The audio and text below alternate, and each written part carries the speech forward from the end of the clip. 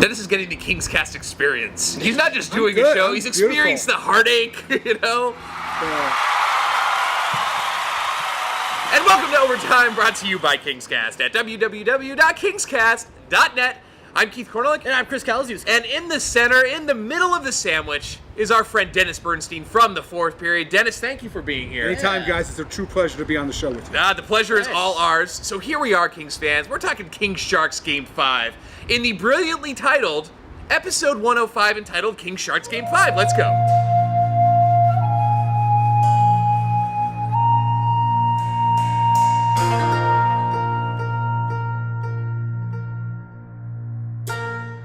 All right, guys, so coming into Game 5, I think that we were all in agreement that this would be the end of the series. Sharks in 5. Sharks in 5. Playoff beards would be shaved later tonight, but no, the beards remain, and the Kings stay alive. They won a huge one tonight up in San Jose, 3-1. Yeah, what the hell happened there? I mean, after the epic meltdown, which was, the first two games, Game 2, Game 3, I wasn't really expecting much. Now, Dennis, I look at the Kings, I look at the fact that they stayed competitive in, sort of 2.5 of those games, and then really just ended up, taking a big dump. Is this a mental thing with the Los Angeles Kings? What's going on there? Yeah, totally. I talked to Justin Williams after Game 4, and I said, this team lost its composure. I mean, and he said, basically, we haven't lost anything. We're going to go up to San Jose and show them how good a team we are in Game 5. They did exactly that, and Keith, when Dustin Penner scores a goal in the first period, and it's an important part of the game, you got to win the game, and they did. They played great, and like I mentioned to you after the first, in the last 40 minutes with a 3-0 lead, Jonathan Quick had to be your best player. He was. He set a playoff record with 51 saves, and now there's the Game 6. It's crazy. It's first period, 3 goals by the Kings. I mean, the first 2 were from our top line. Wayne Simmonds, no Kyle Clifford and Brad Richardson, goal for Simmer and for Kyle Clifford. And then a goal by Dustin Penner. And Dennis, it wasn't just Dustin Penner. It was Dustin Penner on the 4th line with Kevin Westgarth. I mean, when did we ever see Kevin Westgarth on the ice when a goal is scored? By our team. Yeah. All right, Kings fans, end of the first, and Kings are up 3-0. Goals by Dustin Penner. I know, crazy. Kyle Clifford, Wayne Simmonds.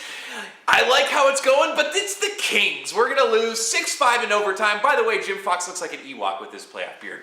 So all you Kings fans out there, it just shows you the genius of Terry Murray's line changes. Yeah. And I said that with a straight face. No, look, guys, he finally had to step up. He didn't come from Edmonton in shape from the trade. Okay, people know that. It's a pretty well-established fact. It's never been in print. People know that. He's going to be in a contract year next year, so certainly camp you'll see a bigger, better, hopefully more in shape Dustin Penner, but he needed to stand up at some point in time. And sometimes it's plays that really don't show up on the score sheet that really influence a game, like at 3-1, the Sharks are on power play, and Dustin Brown draws Ryan Clough into that high stick.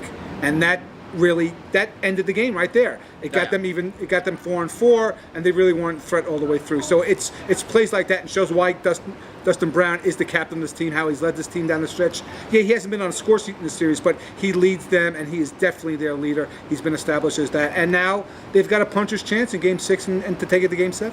Yeah, I mean, talk about Dustin Penner. I mean, what a sigh of relief on his face when he finally scored. And not just him, but I think the Kings in general, and everyone, fans across the world. I mean, finally, this game. It wasn't a fluke goal either. It was actually a fantastic shot. It was a great Dustin shot from Penner the that front, we were expecting when we traded for him. But, first period kind of felt like Game 3 again. Yeah, I was a little concerned there. Well, no, I mean, in order for the Kings to guarantee a win, they need 7 goals, which, I mean, with this team is not going to happen. And by the way, Kings fans, Dustin Penner does not want to be an Anaheim Duck, so screw that conspiracy theory. But, going into the second, the Sharks did score, and the Kings weren't necessarily playing their best hockey. But again, as you said, Dennis, it's all about Jonathan Quick turning in what was an absolutely incredible performance, final score being 3-1. And it's funny, you really symbolize Kings Nation. You're concerned when the Kings have a 3-0 lead in the first.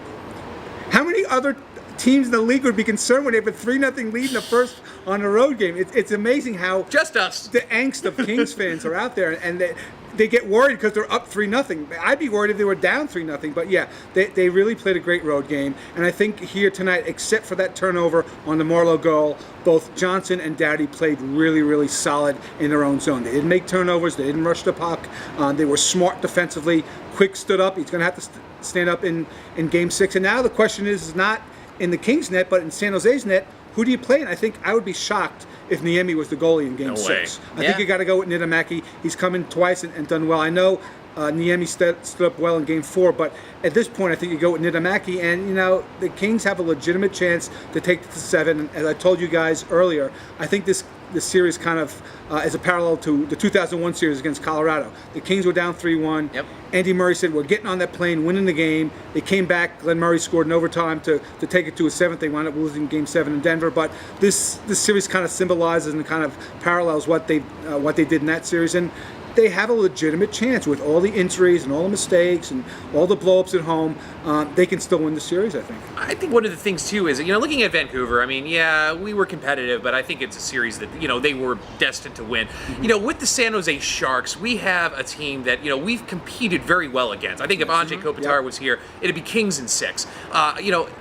Do we have a chance here? Because I don't want to be, going on with the people that saying we're going to win the cup and, things like that, but there is a possibility we could win this. Is that going to happen? I mean, is it possible? I don't know. I mean, the Kings have obviously not played well at home, but the thing that stood out for me tonight in the second period, which has not been kind to the Kings in the 2 home games, was that they really didn't let that one goal rattle them. Mm-hmm. They really just hung in there and still played their game. And San Jose was starting to speed it up a little bit, but the Kings stabilized and were able to get it back more at their pace, because once you got speeding up, the Sharks got that game. All right, so it's the end of the second, and it is 3-1 Kings.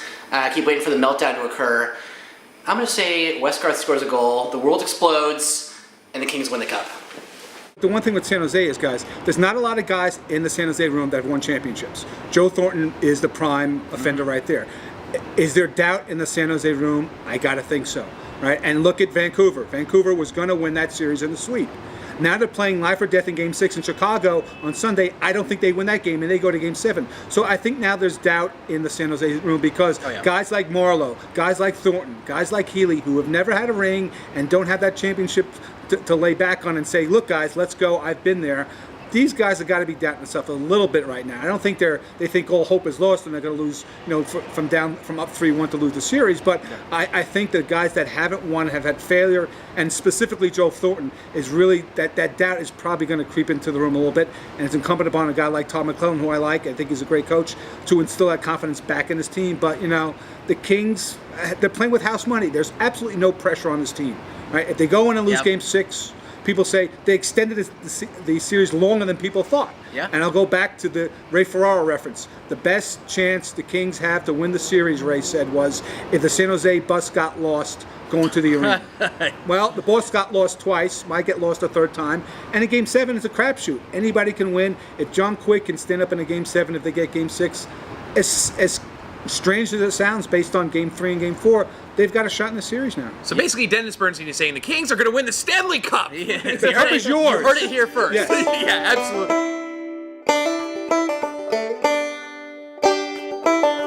So Kings fans, we're going to be right back at you on Monday after Game 6, which we never thought was going to happen. Nope. We were wrong. So stay tuned for that. Again, thank you, Dennis Bernstein, Dennis. for being on the show. Pleasure. No, pleasure was all ours. Obviously, Dennis, check out the Fourth Period magazine, Fourth Period Online. First of all, if you're not subscribing to the Fourth Period magazine, you're sort of an idiot. I mean, not really, but you should be subscribing. Yeah. No, you're an idiot. All right, you're an idiot. You're an idiot. So here we go. I'm Keith Korneluk. And I'm Chris Kalazewski. I'm Dennis Bernstein. Thanks a lot for watching Overtime. Bye, Kings Cast.